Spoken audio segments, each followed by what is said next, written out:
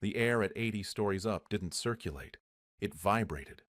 Julian Vane stood in the center of the Sky Suite, the crown jewel of the Aethelgard Tower, listening to the hum of the HVAC system as if it were a heartbeat. To the world, this building was a marvel of sustainable engineering and architectural grace. To Julian, it was a ledger of compromises. Every breath he took in this room felt like a victory over physics, and more importantly, over the budget. He adjusted his silk tie in the reflection of the floor-to-ceiling windows. Outside, the city of Oakhaven looked like a circuit board, shimmering with the frantic energy of millions of people who would never know his name but would definitely know his skyline. The structural glass for the cantilevered wing, a voice drifted from the doorway. It was Sarah, his lead site manager, her voice tight with the kind of stress that coffee couldn't fix. The inspectors are flagging the stress test logs again, Julian. They're saying the resin layers in the reinforced flooring aren't meeting the seismic specs we filed. Julian didn't turn around. He watched a hawk drift past the window, a tiny speck against the sprawling concrete below. The specs were aspirational, Sarah. We're building in a low-risk zone.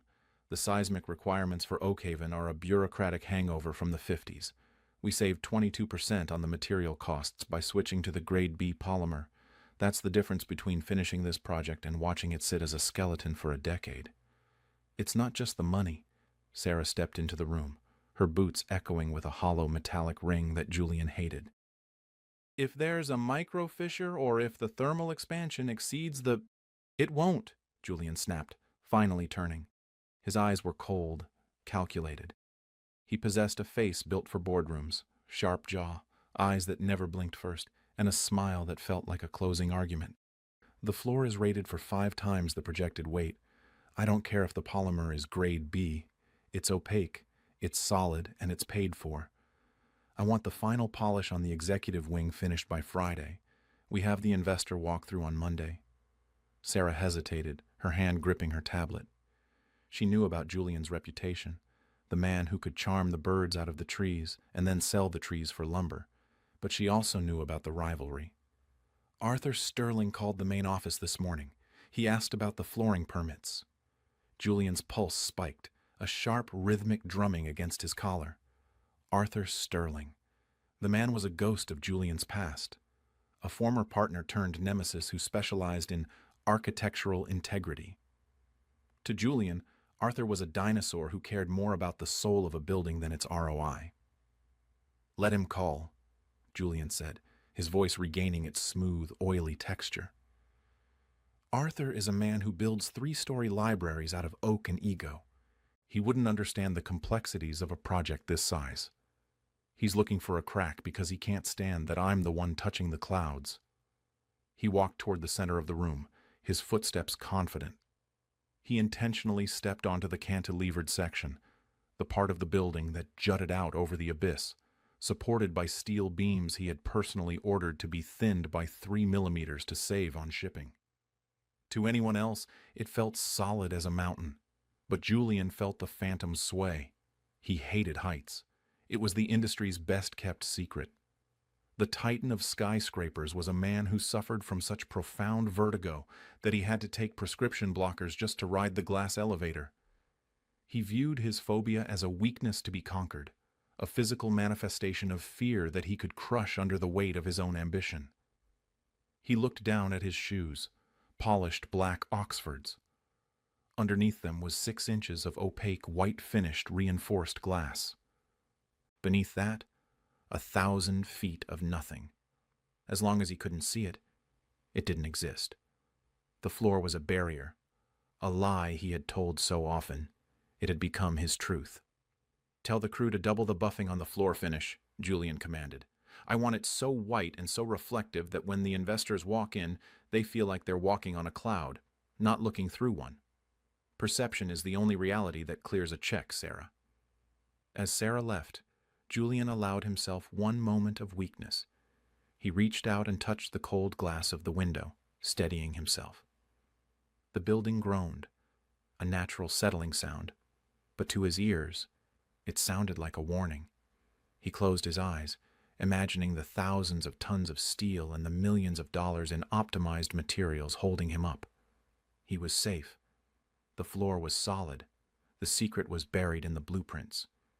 He didn't see the small black sensor tucked into the corner of the ceiling molding, its red light blinking in a pattern that wasn't part of the building's standard security array. And he didn't know that 3 blocks away, in a darkened office filled with the smell of old paper and new revenge, Arthur Sterling was watching a live feed of Julian's feet, a grim smile touching his lips. The weekend was a blur of frantic preparation and chemical odors. Julian spent Saturday overseeing the enhancements to the Sky Suite. Under his direction, a specialized crew applied a proprietary high-gloss sealant over the cantilevered floor. It was a brilliant, milky white that caught the overhead LED tracks, creating a seamless, heavenly glow. It looked impenetrable. It looked safe. "Mr. Vane," a technician called out, wiping sweat from his brow. "We've integrated the smart glass layers with the building's lighting hub as requested. The opacity is controlled via the central server. You can adjust the tint for presentations." "Excellent," Julian murmured, checking his watch. "The investors expect a spectacle. I want the transition from work mode to viewing mode to be instantaneous. If we're selling the future, it shouldn't have a loading bar." He spent the rest of the afternoon in his temporary office on the 78th floor, reviewing the financial projections. The Aethelgard project was leveraged to the hilt. If the Monday walkthrough didn't result in a signed commitment from the Sovereign Wealth Group, the optimized materials wouldn't matter. The bank would seize the steel and glass before the first tenant could move in. Julian was a man dancing on a wire, and he was beginning to enjoy the rhythm. Late that evening, a courier arrived with a plain manila envelope. No return address. Inside was a single, high-resolution photograph, the structural joints of the Aethelgard's cantilevered wing, taken during the early phase of construction. Red circles highlighted the Grade B polymer seals Julian had authorized.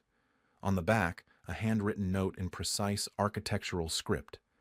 "The higher the climb, the thinner the air." "Watch your step, Julian." Julian crumpled the paper, his knuckles turning white. Arthur. The man was a ghost in the machine, a lingering conscience Julian thought he had excised years ago when he pushed Arthur out of their partnership. Arthur had wanted to build monuments. Julian wanted to build empires. Empires required shortcuts. "He's bluffing," Julian whispered to the empty office. "The permits are signed. The inspectors are in my pocket. He has nothing but a photograph of some glue." But the threat lingered, a low-frequency hum in his mind. He didn't sleep. Instead, he returned to the Sky Suite at 2 a.m. He wanted to feel the space alone, to reclaim it from the shadow Arthur had cast. The suite was silent, the city lights below casting long amber fingers across the white floor. Julian stepped onto the cantilevered section. He felt the familiar cold prickle of vertigo at the base of his skull, the lizard brain telling him he was somewhere he shouldn't be. He forced himself to walk to the very edge where the glass met the sky. "I own this," he told the darkness. Suddenly the floor beneath him flickered. It was subtle, a momentary thinning of the white opacity, like a cloud losing its density. For a fraction of a second, Julian didn't see white. He saw a murky, distorted gray. He saw the dark shapes of the support girders 80 stories down. His heart gave a violent lurch. He froze, his breath hitching in his throat. He waited for the floor to give way, for the sickening rush of gravity to claim him. But the floor stayed solid. The opacity returned to a brilliant, flat white. "The lighting," Julian exhaled, his hands trembling. Just a surge in the smart glass hub. The technician said they were still syncing the servers. He backed away from the edge, his legs feeling like lead. He told himself it was an optical illusion, a trick of his exhausted mind and his chronic fear of heights. He reached into his pocket and downed a double dose of his vertigo medication, the bitter pills chalky on his tongue. He didn't notice that the red light on the ceiling sensor was no longer blinking. It was a solid, steady crimson. Miles away, Arthur Sterling sat in a room lined with monitors. He wasn't looking at blueprints anymore. He was looking at a digital schematic of Julian's nervous system, captured by a high-frequency biometric scanner hidden in the suite. He saw the spike in Julian's heart rate, the cortisol surge, the momentary paralysis of his muscles. "It's not the fall that kills you, Julian," Arthur whispered, his fingers dancing over a custom-coded interface. "It's the realization that there's nothing underneath you. You've built a life on a lack of transparency. I think it's time we fixed that." Arthur moved a slider on his screen. The smart glass layer in the Aethelgard server didn't just respond to Julian's commands anymore. It was now keyed to Julian's biometric signature. The floor was no longer a static material. It was a psychological weapon, calibrated to react to the very fear Julian tried so hard to hide. Julian stood in the center of the room, unaware that the floor beneath him was now a mirror to his own insecurity. He took a deep breath, smoothing his suit. Monday was coming. He would be ready. He just had to keep his eyes on the horizon and never, under any circumstances, look down. The Monday morning sun didn't just rise over Oakhaven. It struck the Aethelgard Tower like a physical blow, turning the glass facade into a blinding pillar of gold. Julian stood in the lobby, his palms dry, and his mind sharpened by a cocktail of beta blockers and caffeine. He greeted the sovereign wealth delegation, 6 men in charcoal suits, who moved with the coordinated silence of a predatory pack. "The Sky Suite is our destination," Julian said, his voice a practiced baritone of confidence. "It represents the literal and metaphorical peak of urban development." As the high-speed elevator blurred the floors, Julian felt the familiar internal oscillation, the tug of gravity against his inner ear. He stared fixedly at the digital floor indicator. 50, 60, 70. He swallowed hard. Beside him, the lead investor, a man named Hisham, who possessed the eyes of a hawk, watched Julian's profile. "I hear there were some last-minute adjustments to the cantilevered flooring, Mr. Vane," Hisham remarked. "My structural consultants were curious about the resin density." Julian didn't miss a beat. "Optimizations, Hisham. We used a hybrid polymer that provides superior thermal insulation while maintaining a load-bearing capacity that exceeds international standards. You'll see for yourself. It feels like standing on a block of solid marble." The elevator doors hissed open. The Sky Suite was flooded with light, the white floor glowing with an almost celestial intensity. It looked perfect. It looked impenetrable. Julian led the group toward the center of the room, his heart hammering a frantic rhythm against his ribs. "Notice the seamless integration," Julian began, gesturing to the panoramic view. "We've eliminated the need for heavy perimeter columns by utilizing the cantilever's tension." He stepped onto the designated hot zone. Suddenly, the floor beneath Julian's feet didn't just flicker, it thinned. To the investors standing 3 feet away, the floor remained a solid, opaque white. But in the specific 3-foot radius around Julian's shoes, the smart glass responded to his rising heart rate. The opacity dropped by 40%. Julian froze. His mid-sentence explanation died in his throat. Through a hazy, translucent veil, he could see the gray, skeletal girders of the 79th floor below. Beneath those, a sickening, blurred drop to the street-level traffic, which looked like a stream of microscopic ants. "Mr. Vane," Hisham prompted, noticing the sudden silence. "The tension joints." Julian's vision swirled. The floor transparency was a localized phenomenon, a surgical strike on his perception. He looked at Hisham's feet. They were planted on what looked like solid white stone. He looked back at his own. They appeared to be hovering over a bottomless pit, supported only by a darkening mist. "It's an illusion," Julian screamed internally. "It's the server! It's Arthur!" The tension," Julian stammered, his hand reaching out to grip a nearby glass table. The table felt real, but his legs felt like water. "The tension is distributed through the core. It allows for a weightless experience." "Weightless indeed," one of the other investors noted, walking right past Julian to the very edge of the window. The investor stood on the glass, looking down. "It feels incredibly sturdy, remarkably opaque for such a light material." Julian watched the man. To the investor, the floor was a white wall. To Julian, seeing through the man's perspective, the investor was standing on a thin sheet of cling wrap over an 80-story drop. The cognitive dissonance was a physical weight.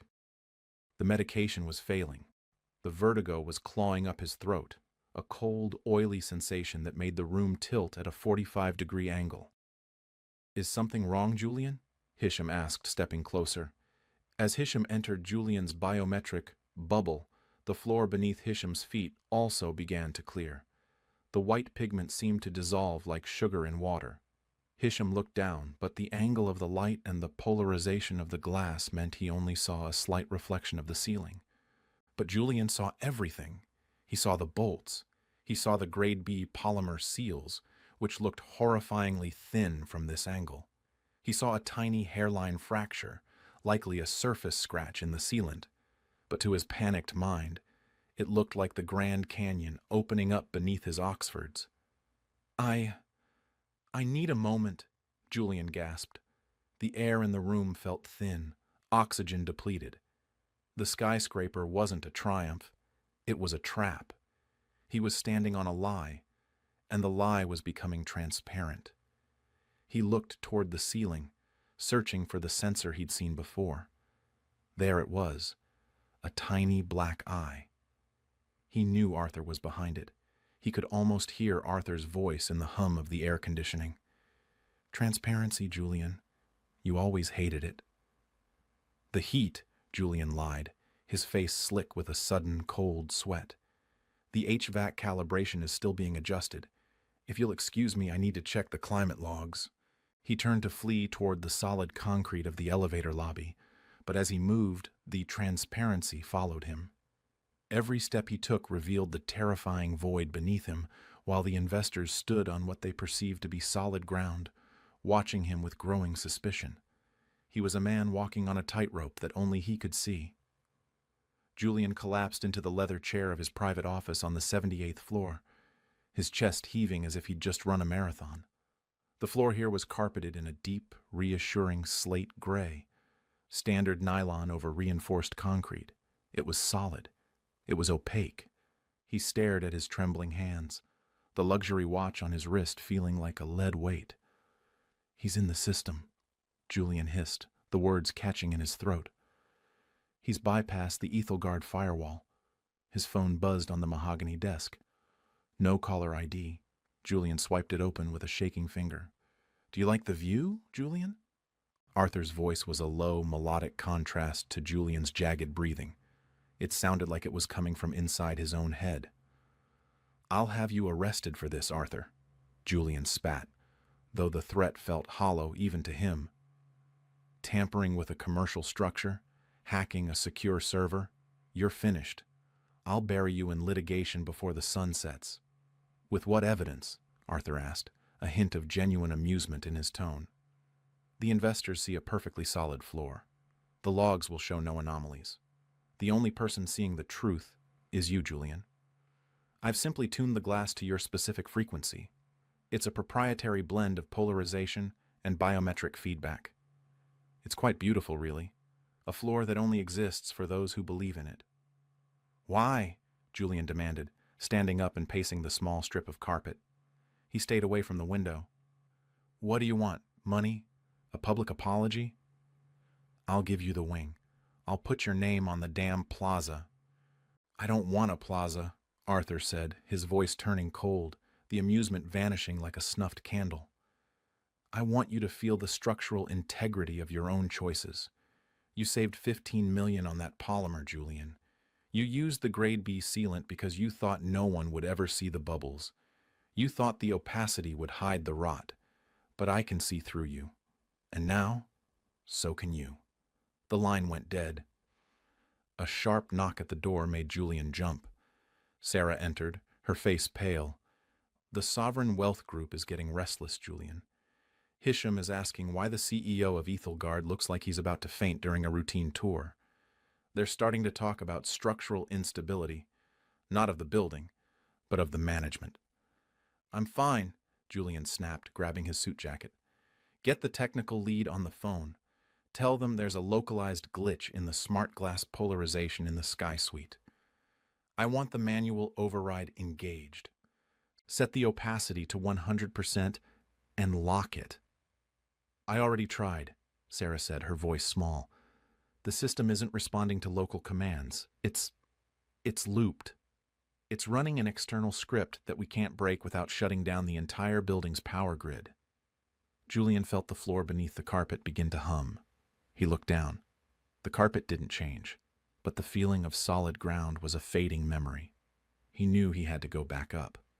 If he didn't finish the tour, if he didn't sign those papers today, the Aethelgard would be his tomb. "Clear the suite," Julian commanded, his voice tight. "Tell the investors we're moving to the boardroom on 60. But first, I have to go back up there. Alone." "Julian, you're not well. Go." He marched back to the elevator. His vertigo was no longer just a physical sensation. It was a psychological siege. He took another pill, then another, his stomach churning. When the elevator opened back at the Sky Suite, the room was empty of people, but full of ghosts. The sun was at its zenith now, the light reflecting off the white floor with a blinding clinical intensity. Julian stepped out. The floor didn't just turn transparent this time. It turned invisible. As Julian walked toward the center of the cantilever, the smart glass transitioned to a state of perfect clarity. It was as if the floor had vanished entirely. He was standing on nothing but a lattice of thin, grade B steel, suspended 800 feet above the pavement. He could see every rusted bolt, every shortcut he'd authorized, every place where the polymer hadn't bonded correctly. He fell to his knees, his fingernails clawing at the invisible surface. His brain screamed at him that he was falling. The horizon line tilted, the sky and the street swapping places in a dizzying kaleidoscope. "It's not real," he whimpered, his forehead pressed against the cold, clear glass. "It's just light. It's just physics." Then he heard a sound that stopped his heart. Crack. A spiderweb of white lines began to spread from beneath his palms. It wasn't an optical trick. The stress of his weight, combined with the resonant frequency Arthur was pumping through the glass hub, was actually pushing the compromised material to its limit. Julian was no longer just afraid of the height. He was afraid of the truth. The building was failing him, just as he had failed the building. He was trapped in the center of his own masterpiece, and the floor was deciding whether or not to exist. The sound of the crack was more than a noise. It was a vibration that traveled up Julian's spine, settling in the marrow of his bones. He remained on his hands and knees, paralyzed, a prisoner of his own engineering. Through the perfectly transparent floor, he watched a piece of debris, perhaps a stray bolt or a shard of the sealant, tumble from the underside of the cantilever. It fell for what felt like an eternity, a tiny speck of reality descending into the urban abyss until it vanished against the gray blur of the streets below. "Arthur!" Julian screamed, his voice cracking as it echoed off the glass walls. "Stop it! I'll confess! I'll sign whatever you want!" He crawled backward, but his coordination was gone. His inner ear was a chaotic mess of signals, and his vision was swimming. Every time he moved, the spiderweb of fractures beneath him seemed to bloom, white, jagged lightning snaking through the invisible floor. The smart glass was no longer just clear. It was failing. The grade B polymer, never intended to be pushed to this frequency of vibration, was delaminating. The elevator chimed. Julian looked up, expecting Sarah or the security team. Instead, Arthur Sterling stepped out. He looked exactly as he had 5 years ago. Tweed jacket, sensible shoes, and a face etched with the quiet patience of a man who built things to last. He walked across the white, opaque section of the floor with a steady, rhythmic gait. He stopped exactly where the transparency began. "The structural integrity of a lie is a fascinating thing, Julian," Arthur said, looking down at his former partner. "It holds as long as everyone agrees not to look down. But the moment one person notices the gap, the whole thing loses its tension." "Fix it," Julian begged, his fingers raw from gripping the glass. "You're a builder, Arthur. You don't destroy. You don't kill people." "I'm not killing you, Julian. The physics of your own greed are doing that," Arthur replied. He knelt at the edge of the transparent zone, safely on the reinforced section. He tapped the glass with his knuckles. Do you remember the bridge in Portland? The one we designed in the graduate studio? You wanted to use aluminum to save on the weight-bearing costs. I told you that a bridge isn't just a path. It's a promise. You laughed. You said a promise doesn't have a profit margin. I was wrong, Julian sobbed. The floor groaned again, a deep metallic protest from the thinned steel beams. Please. The investors, they'll be back any minute. They won't, Arthur said calmly. I sent a localized emergency alert to their tablets. A seismic anomaly detected by the building's sensors. They're already in the stairwells. By tomorrow, the Aethelgard will be a crime scene. The forensic architects will find the grade B materials.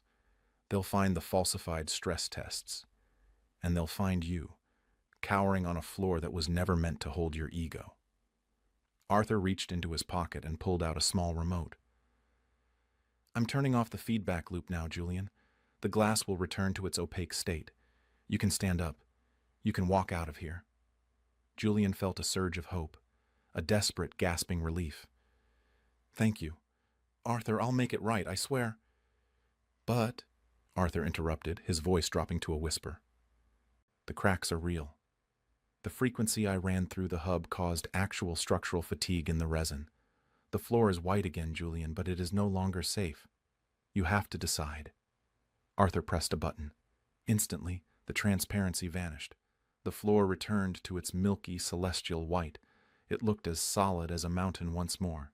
The abyss was gone, replaced by the comforting lie of the high-gloss finish. Julian stayed on his knees. He looked at the white surface. Underneath that perfection, he knew the fractures were still there. He knew the polymer was brittle. He knew the steel was 3 millimeters too thin. He was standing on a cloud that was waiting to become a memory. Walk, Julian, Arthur said, stepping back toward the elevator.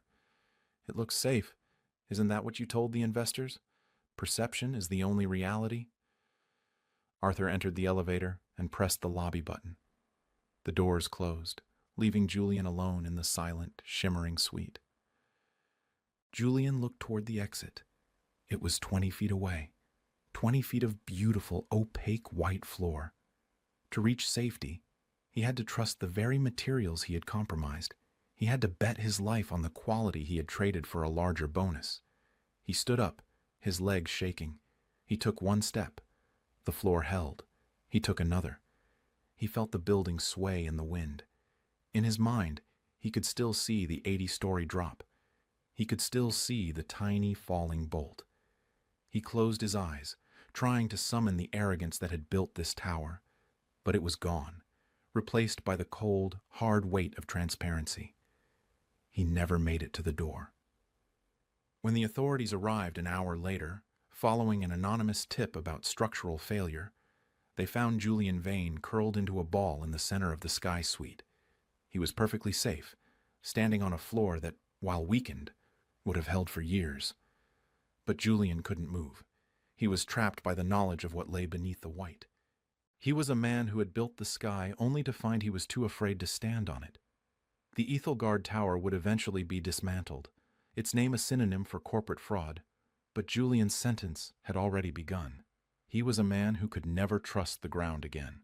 Did the story teach you something about your own life? Share in the comments, because your perspective might help someone else feel seen. And if the story moved you, subscribe to the channel, like the video, and share it with someone who needs to remember their own value. Welcome to Power Reclaimed, stories focused on workplace conflict, corporate betrayal, power struggles, and quiet justice. We follow structured workflows to deliver a consistent, immersive experience.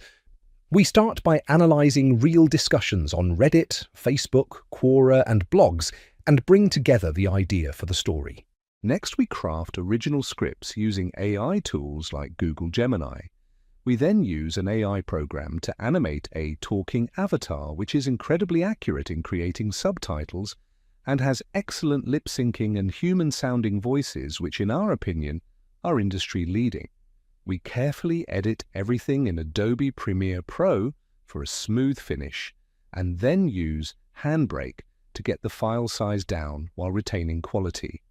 Thumbnails are carefully designed using Photoshop and AI, and are prompted not only to be visually appealing to viewers, but are designed to accurately depict what the story is about. We carefully review each video before release to ensure accuracy and quality.